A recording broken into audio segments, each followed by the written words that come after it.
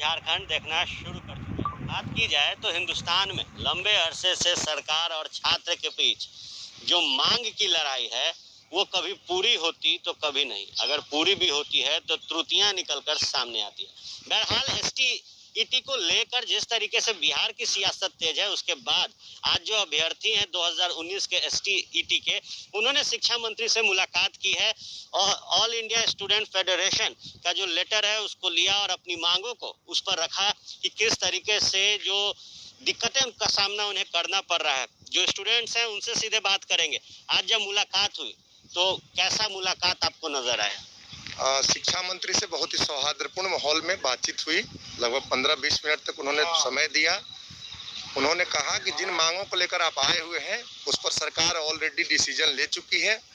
हम लोग की मुख्य जो चिंताएं थी कि मेरिट और नॉन मेरिट का जो झंझट सरकार ने लगा रखा था पिछले दिनों, जिसको लेकर बहुत काफ़ी विद्यार्थियों के बीच में संशय था कि मार्च में आपने कहा था कि सभी उत्तीर्ण अभ्यर्थियों को हम पक्की नौकरी देंगे, लेकिन बाद में उन्होंने कहा कि नहीं, हम सबको नहीं दे रहे हैं, मेरिट और नॉन मेरिट का हम मामला बना रहे हैं। उन्होंने कहा कि विभाग ने इस पर ऑलरेडी निर्णय ले चुका है। हम लोगों ने कहा कि इसको नोटिफाई कर दीजिए, जब निर्णय लिया जाए तो नोटिफाई कर दिए। उन्होंने कहा कि निर्णय लिया जा चुका है, नोटिफाई ही समझिए कि जल्द से जल्द उसको नोटिफाई कर दिया जाएगा।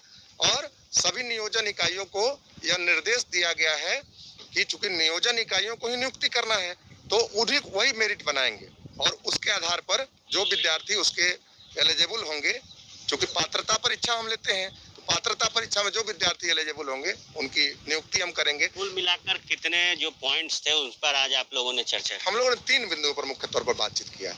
हम लोगों की मुख्य बिंदु जो था कि क्वालिफाइड नॉन क्वालिफाइड का झंझट खत्म किया जाए, सभी उत्तीर्ण अभ्यर्थियों को नौकरी की गारंटी की जाए। एक बात उस पर उन्होंने सकारात्मक कहा।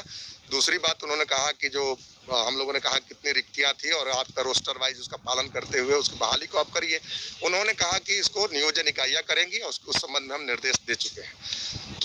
तीसरी जो महत्वपूर्ण बात हुई वह उन्होंने कहा कि महिलाओं के आरक्षण के सवाल पर हम लोगों ने कहा कि सरकार का ऐलान है कि 35% हम महिलाओं को सरकारी नौकरियों में आरक्षण देंगे। इस पर भी उन्होंने कहा कि इस पर हालांकि आपने ध्यान आकृष्ट कराया है, इस पर हमने कोई निर्णय नहीं लिया है, लेकिन विभाग जल्द से जल्द इस पर निर्णय लेगा। और उन्होंने कहा कि हालांकि प्राइमरी एजुकेशन में हमने निर्णय लिया है कि 50% महिलाओं को हम आरक्षण देंगे। एक और जो महत्वपूर्ण मसले पर बातचीत हुई, इससे थोड़ा अलग हटके हम